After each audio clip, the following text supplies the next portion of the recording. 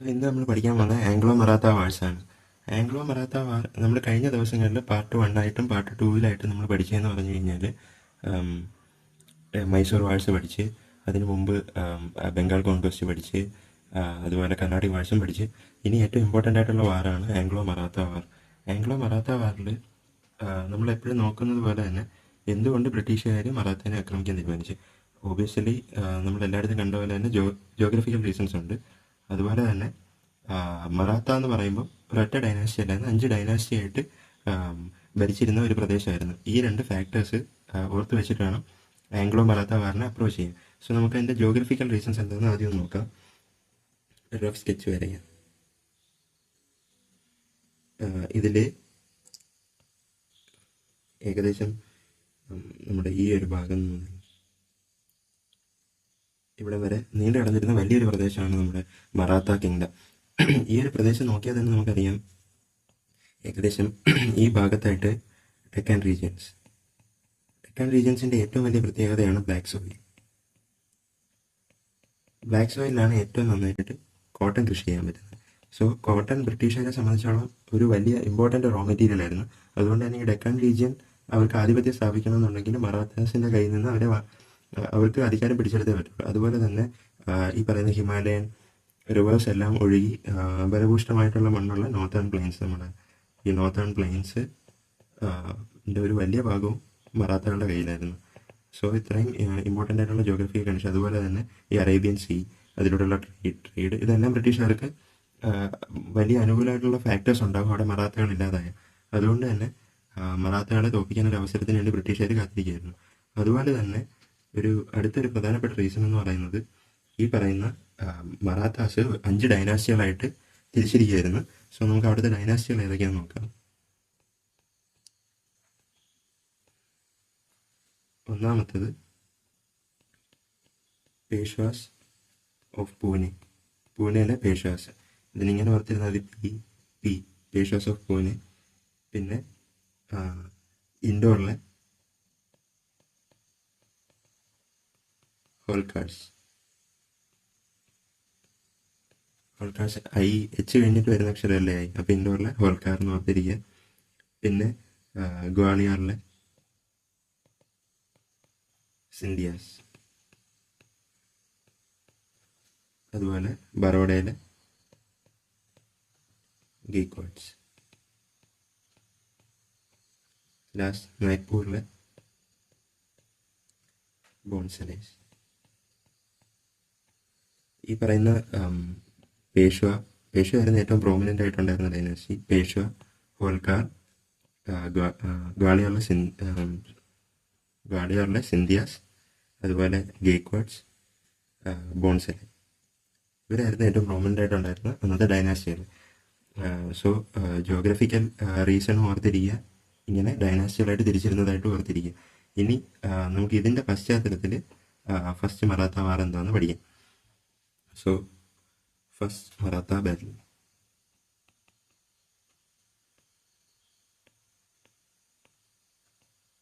First Maratha വാർ നടക്കുന്നത് 1775 മുതൽ 82 വരെയാണ്. ഈ കാലഘട്ടത്തിൽ ആരായിരുന്നു ബ്രിട്ടീഷ് ഗവർണർ ജനറൽ എന്ന് ഓർത്തിരിക്കുക.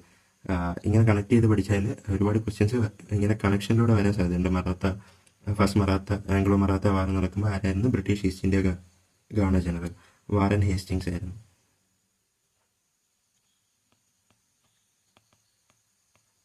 സോ വാറൻ ഹേസ്റ്റിങ്സിൻ്റെ നേതൃത്വത്തിലായിരുന്നു ഇംഗ്ലീഷ് ഈസ്റ്റ് ഇന്ത്യ കമ്പനി. ഈ സമയത്ത് ഫസ്റ്റ് മറാത്ത വാർസ് നടക്കാൻ കാരണം പൂനെയിലെ പേഷ്വകളുടെ ഇടയിലുണ്ടായിരുന്ന ഒരു ഇന്റേണൽ അവകാശ തർക്കമായിരുന്നു, ഒരു ഇന്റേണൽ റിവോൾട്ട് പോലെ. അന്നത്തെ കറണ്ട് പേഷ്വയായിട്ടുണ്ടായിരുന്ന മാധവ് റാവു അധികാരം തൻ്റെ മകനായിട്ടുള്ള നാരായണ റാവുവിന് കൊടുക്കാൻ തീരുമാനിച്ചു. എന്നാൽ ഇതിൻ്റെ എതിർപ്പുണ്ടായിരുന്ന രഘുനാഥ റാവു ഇതിലെതിർപ്പ് അറിയിച്ചു. പക്ഷേ എന്നാൽ മാധവ് റാവുവും നാരായണ റാവുവും രഘുനാഥ റാവുവിനെ അധികാരം ഏൽക്കാൻ സമ്മതിച്ചില്ല. രഘുനാഥ റാവു നേരെ ചെയ്തത് ബ്രിട്ടീഷുകാരുടെ സഹായം തേടലായിരുന്നു. അങ്ങനെ ബ്രിട്ടീഷുകാരുടെ സഹായത്തോടെ മാധവ് റാവുവിനെ നാരായണ റാവുവിനെ നേരിടാൻ രഘുനാഥ റാവു തീരുമാനിക്കുന്നു. ഈ സമയത്ത് അവർ തമ്മിൽ യുദ്ധം നടക്കുകയും ഇവിടെ മാധവ് റാവുവും നാരായണ റാവുവും വിജയിക്കാൻ, അവർക്ക് ബാറ്റിൽ ജയിക്കാനുള്ള ഒരു സാധ്യത തെളിഞ്ഞവരെ അവർ ജയിക്കുകയും ചെയ്തു. ഇതോടെ രഘുനാഥ റാവുവിനും ബ്രിട്ടീഷിനും ഈ പറയുന്ന നാരായണ റാവുവിനെ അടുത്ത പേഷ്വയായിട്ട് അംഗീകരിക്കേണ്ടതായിട്ട് വന്നു. ഈ അംഗീകരിക്കുന്ന ട്രീറ്റിയുടെ പേരാണ് 1782 ട്രീറ്റി ഓഫ് സാൽബായ്. സോ ഏറ്റവും ഇമ്പോർട്ടൻ്റ് ആയിട്ടുള്ള കാര്യം ഈ ട്രീറ്റിയാണ്. ഫസ്റ്റ് ആംഗ്ലോ മറാത്ത വാറിലെ ഏറ്റവും ഇമ്പോർട്ടൻ്റ് കാര്യം 1782 ട്രീറ്റി ഓഫ് സാൽബായ് ആണ്. ഇതിലെ പ്രധാനപ്പെട്ട കാര്യം ഇവർ തമ്മിലുള്ള അവകാശ തർക്കമായിരുന്നു. മാധവറാവു, നാരായണ റാവു, രഘുനാഥ റാവു. അവിടെ ബ്രിട്ടീഷുകാർ ഇടപെടുകയാണ്. നമ്മൾ കർണാട്ടിക് വാഴ്സിലൊക്കെ കണ്ട പോലെ ഒരു അധികാര തർക്കം ഉണ്ടാകുന്ന സമയത്ത് അവിടെ ബ്രിട്ടീഷുകാർ വരികയും അത് മുതലെടുക്കാൻ ശ്രമിക്കുകയും ചെയ്യുന്നു. പ്രശ്നം കൂടുതൽ വഷളാക്കുകയും അവിടെ ബ്രിട്ടീഷുകാർക്ക് കടന്നു കയറാനും നോക്കി. പക്ഷേ ഈ കാര്യത്തിൽ ഫസ്റ്റ് മറാത്ത വാറിൽ നാരായണ റാവുവിന് അടുത്ത പേഷ്വ ആവാൻ പറ്റി. സോ നാരായണ റാവു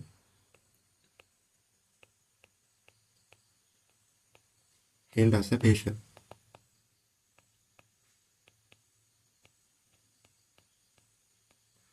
സോ ഇനി ഇവിടെ തൊട്ടാണ് ഇനി സെക്കൻഡ് മറാത്ത വാറിൻ്റെ ഒരു തുടക്കം നമുക്ക് പഠിക്കേണ്ടത്. സെക്കൻഡ് മറാത്ത വാർ. സെക്കൻഡ് മറാത്ത വാർ നടക്കുന്ന കാലഘട്ടം 1803 മുതൽ 1805 വരെയാണ്. ഈ സമയത്ത് നമ്മുടെ നാരായണ റാവുവിനെ ബ്രിട്ടീഷുകാരുടെ സഹായത്തോടെ രഘുനാഥ റാവു ചെന്ന് കൊല്ലുവാണ്.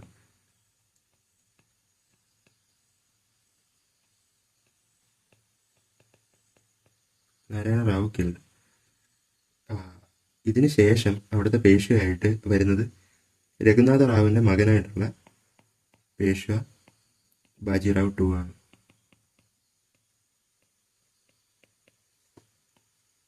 രഘുനാഥ റാവുവിൻ്റെ മകനായതുകൊണ്ട് തന്നെ ബ്രിട്ടീഷുകാരുടെ സപ്പോർട്ടും നമ്മുടെ പേഷ്വ ബാജിറാവിന് ലഭിച്ചിരുന്നു. ഈ ഒരു ബാക്ക്ഗ്രൗണ്ട് ചിന്തിച്ച് വെച്ചേക്കുക. ഇപ്പം നാരായണ റാവു അല്ല അവിടുത്തെ പേഷ്വ ബാജിറാവ് ടു ആണ്. സോ സെക്കൻഡ് മറാത്ത വാറിലോട്ട് കിടക്കുമ്പോഴത്തേക്ക് ആദ്യം ചിന്തിച്ച് വെക്കേണ്ട കാര്യം പേഷ്വ ബാജിറാവ് ടു ആണ് അവിടുത്തെ പേഷ്വ. ഇത് ഇങ്ങനെ ഓർത്താൽ മതി. സെക്കൻഡ് മറാത്ത വാർ ആയതുകൊണ്ട് തന്നെ രണ്ട് ട്രീറ്റി ഉണ്ട്. ഇതിൽ രണ്ട് ട്രീറ്റീസ് നടക്കുന്നുണ്ട് സെക്കൻഡ് മറാത്ത ബാറ്റിൽ കാലഘട്ടത്തിൽ. സോ ഫസ്റ്റ് ട്രീറ്റി എന്ന് പറയുന്നത് ബസീൻ ട്രീറ്റിയാണ്. ഇതിലേക്ക് നയിക്കുന്ന സംഭവങ്ങൾ നമുക്ക് പഠിക്കാം. ബസീൻ ട്രീറ്റി 1802 അതുപോലെ തന്നെ ട്രീറ്റി ഓഫ് രാജ്കോട്ട് 1805. സോ ഈ ബസീൻ ട്രീറ്റിലേക്ക് നയിച്ച കാര്യം എന്താണെന്ന് നമുക്ക് ആദ്യം പഠിക്കാം. 1802 സമയത്ത് ഹോൾക്കാർ, നമ്മൾ ഇത്രയും നേരം പേഷ്വകളെ പറ്റി സംസാരിച്ചുകൊണ്ടിരുന്ന ഫസ്റ്റ് ആംഗ്ലോ മറാത്ത വാറിൽ ഇപ്പം ഹോൾക്കാറിൻ്റെ എൻട്രിയാണ്. ഹോൾക്കാറിലെ ഏറ്റവും പ്രൊമിനൻ്റ് ആയിട്ടുണ്ടായിരുന്ന റൂളർ യശ്വന്ത് റാവു ഹോൾക്കാർ മറ്റുള്ള ഡൈനാസ്റ്റികളുമായിട്ട് യുദ്ധം ചെയ്യാൻ തീരുമാനിക്കുകയാണ്. സോ ഇവിടെ മത്സരം നടക്കുന്നത് ഹോൾക്കാറും പേഷ്വയും സിന്ധ്യയ്ക്കും ഒക്കെ എതിരെ നമ്മുടെ ഹോൾക്കാർ യുദ്ധം ചെയ്യാണ്. ആ സമയത്ത് പേഷ്വയും സിന്ധ്യയും ഒക്കെ ഹോൾക്കാറിനോട് തോക്കുന്ന ഒരു സാഹചര്യം ഉണ്ടായി. ഈ സമയത്ത് പേഷ്വ എന്ന് പറയുമ്പോഴത്തേക്ക് ബാജിറാവ് ടുവിൻ്റെ നേതൃത്വത്തിലുള്ള പേഷ്വാസ് ലോർഡ് വെല്ലസ്ലിനെ കണ്ട് സപ്പോർട്ട് നൽകണമെന്ന് ആവശ്യപ്പെട്ട്. ഇത് മറ്റുള്ള ഡൈനാസ്റ്റികളുടെ ഇടയിൽ ഒരു അതിർത്തി ഉണ്ടാക്കിയെങ്കിലും ബാജിറാവ് ടുവിന് ലോർഡ് വെല്ലസ്ലിയുടെ സപ്പോർട്ട് നേടിയെടുക്കാൻ പറ്റി. ഈ അഗ്രിമെന്റ്, അതായത് ബാജിറാവ് ടുവും ലോർഡ് വെല്ലസ്ലിയും തമ്മിലുള്ള ആ അഗ്രിമെന്റാണ് 1802 ബസീൻ ട്രീറ്റി. സോ ഇതാണ് സെക്കൻഡ് മറാത്ത വാറിലെ ആദ്യത്തെ ട്രീറ്റിയുടെ കഥ. 1802 ബസീൻ ട്രീറ്റി സൈൻ ചെയ്ത്. അതോടെ ഇത് ആരൊക്കെ തമ്മിലാണെന്ന് ആദ്യം ചിന്തിക്കുക. നമ്മുടെ പേഷ്വ ബാജിറാവ് ടുവും ബ്രിട്ടീഷ് ഈസ്റ്റ് ഇന്ത്യ കമ്പനിയും തമ്മിൽ, ലോർഡ് വെല്ലസ്ലിയും തമ്മിൽ നടന്ന ട്രീറ്റിയാണ് 1802 ബസീൻ ട്രീറ്റി. ഈ ബസീൻ ട്രീറ്റി പ്രകാരം പേഷ്വ ബാജിറാവ് ടുവും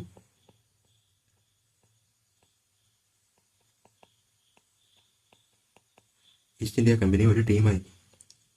ഇവര് എന്ത് ചെയ്ത് മറ്റുള്ള ഡൈനാസ്റ്റികളുമായിട്ട് യുദ്ധം ചെയ്യാൻ തീരുമാനിച്ച് യുദ്ധം നടക്കുകയും ചെയ്തു. ഈ യുദ്ധങ്ങളുടെ അവസാനം രണ്ട് ഡൈനാസ്റ്റികൾ പ്രോമിനൻ്റ് അല്ലാതായി തന്നെ മാറി. ഈ യുദ്ധങ്ങളുടെ അവസാനം നടക്കുന്ന ട്രീറ്റിയാണ് ട്രീറ്റി ഓഫ് രാജ്കോട്ട്.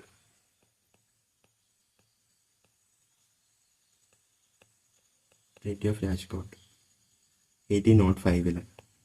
സോ നമ്മൾ രണ്ട് ട്രീറ്റി നോക്കി. സെക്കൻഡ് ആംഗ്ലോ മറാത്ത വാറിൽ അതിനകത്ത് 1805 ബസീൻ ട്രീറ്റിയും 1805 ട്രീറ്റി ഓഫ് രാജ്കോട്ട്. ഇതിന് കാരണമായ സംഭവങ്ങളാണിത്. ഹോൾക്കാർ, യശ്വന്തറാവ് ഹോൾക്കാർ പേഷ്വയ്ക്കും സിന്ധിക്കും യുദ്ധം നടത്തുന്നു. പേഷ്വ ബാജിറാവ് ടു ലോർഡ് ലെസ്ലിയുടെ ബ്രിട്ടീഷ് ഈസ്റ്റ് ഇന്ത്യ കമ്പനിയായിട്ട് എഗ്രിമെന്റിലെത്തുന്നു. 1802 ബസീൻ ട്രീറ്റി പ്രകാരം ഇവരൊരു ടീമായി നിന്ന് ബാക്കിയുള്ള ഡൈനാസ്റ്റികളായിട്ട് യുദ്ധം ചെയ്യുകയും അതിൻ്റെ ഒടുവിൽ ട്രീറ്റി ഓഫ് രാജ്കോട്ട് 1805 സൈൻ ചെയ്യുകയും ചെയ്യുന്നു. ഇതോടെ നമ്മൾ പിന്നെ ബാക്കി വന്ന ഡൈനാസ്റ്റികൾ ഏതൊക്കെയാണെന്ന് നോക്കാം. പേഷ്വ, സിന്ധ്യ, ഹോൾക്കാർ. ഇതേസമയം ഗെയ്ക്വാഡ്സിനും ബോൺസിലേക്കും പിടിച്ചു നീക്കാൻ ആയില്ല. സോ ഇനി തേർഡ് ആംഗ്ലോ മറാത്ത വാർ സംസാരിക്കുമ്പോൾ ഇവരെ 3 പേരെ മനസ്സിൽ ചിന്തിച്ചിട്ട് വേണം നിൽക്കാനായിട്ട്. സോ തേർഡ് മറാത്ത വാർ.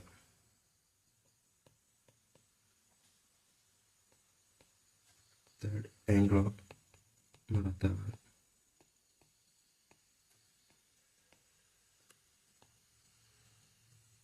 തേർഡ് ആംഗ്ലോ മറാത്ത വാർ നടക്കുന്നത് 1817 1819 ഇടയിലാണ്. ഇതിനകത്ത് ബ്രിട്ടീഷ് ഈസ്റ്റ് ഇന്ത്യ കമ്പനി എടുക്കുന്ന ഒരു നയം എന്ന് പറഞ്ഞു കഴിഞ്ഞാൽ ഇവർ എല്ലാ ഡൈനാസ്റ്റികളെയും കീഴ്പ്പെടുത്താൻ തയ്യാറായി വരുവാണ്. അതായത് ഈ പറയുന്ന പേഷ്വ ബാജിറാവ് ടൂവിനെതിരെയും യുദ്ധം ചെയ്ത് അന്നത്തെ പ്രത്യേക സാഹചര്യത്തിൽ മറാത്ത ഡൈനാസ്റ്റി ഫുള്ളായിട്ട് കീഴ്പ്പെടുത്താൻ ബ്രിട്ടീഷ് ഈസ്റ്റ് ഇന്ത്യ കമ്പനി തീരുമാനിക്കുകയാണ്. അതുകൊണ്ട് തന്നെ ഇവർ മൊത്തത്തിൽ യുദ്ധം ചെയ്യാതെ ഓരോ ഡൈനാസ്റ്റിക്കെതിരെയും ഇവർ യുദ്ധം നടത്തുവാണ്. സോ നമുക്ക് ഇതിനകത്ത് പ്രധാനമായിട്ട് 3 ബാറ്റിൽ അതുകൊണ്ട് തന്നെ പഠിക്കാനുണ്ട്. അതിനകത്ത് ആദ്യത്തെ ബാറ്റിൽ ഓഫ് നാഗ്പൂർ.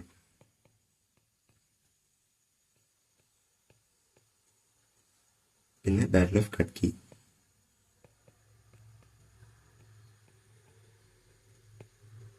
അതുപോലെ തന്നെ ബാറ്റിൽ ഓഫ് കട്കി.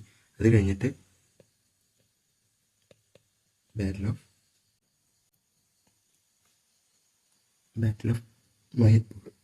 മഹിത്പൂർ. ഈ 3 യുദ്ധങ്ങൾ നടക്കുന്ന 1817 തന്നെയാണ്. സോ 1817 നടന്ന ഈ 3 യുദ്ധങ്ങളും ആർക്കെതിരെയാണെന്ന് പഠിക്കേണ്ടതാണ്. തേർഡ് ആംഗ്ലോ മറാത്ത വാറിൽ അത്രയും കാര്യം അറിഞ്ഞിരുന്നാൽ മതി. സിന്ധ്യക്കെതിരെ ഈസ്റ്റ് ഇന്ത്യ കമ്പനി നടത്തിയ യുദ്ധമാണ് ബാറ്റിൽ ഓഫ് നാഗ്പൂർ. അതിൽ സിന്ധ്യ പരാജയപ്പെട്ടു. അതുപോലെ തന്നെ ഈസ്റ്റ് ഇന്ത്യ കമ്പനി പേഷ്വയ്ക്കെതിരെ നടത്തിയ യുദ്ധമാണ് ബാറ്റിൽ ഓഫ് കട്കി. അതിൽ പേഷ്വാസ് പരാജയപ്പെട്ടു. അതുപോലെ മഹിത്പൂരിൽ നടന്ന യുദ്ധം ഹോൾക്കാഴ്സിനെതിരെയായിരുന്നു. അതിൽ ഹോൾക്കാഴ്സ് പരാജയപ്പെട്ട്. സോ ഈ പറയുന്ന മറാത്തകളുടെ കംപ്ലീറ്റ് ആധിപത്യവും ബ്രിട്ടീഷുകാർ സ്ഥാപിക്കുന്ന വാറാണ് തേർഡ് ആംഗ്ലോ മറാത്ത വാർ. ഇതിലൂടെ നമ്മുടെ പേഷ്വ ബാജിറാവ് ടൂവിനെ ഒരു പപ്പറ്റാക്കി ഒരു പെൻഷനറാക്കി മാറ്റാൻ ബ്രിട്ടീഷ് ഈസ്റ്റ് ഇന്ത്യ കമ്പനിക്ക് സാധിക്കുകയാണ്. ഇതാണ് 3 ആംഗ്ലോ മറാത്ത വാറുകളുടെ അതിൻ്റെ പിറകിലുള്ള കഥയും അതിൻ്റെ പിറകിലുള്ള ട്രീറ്റുകൾ, ക്യാരക്ടേഴ്സ് ആൻഡ് റീസൺ.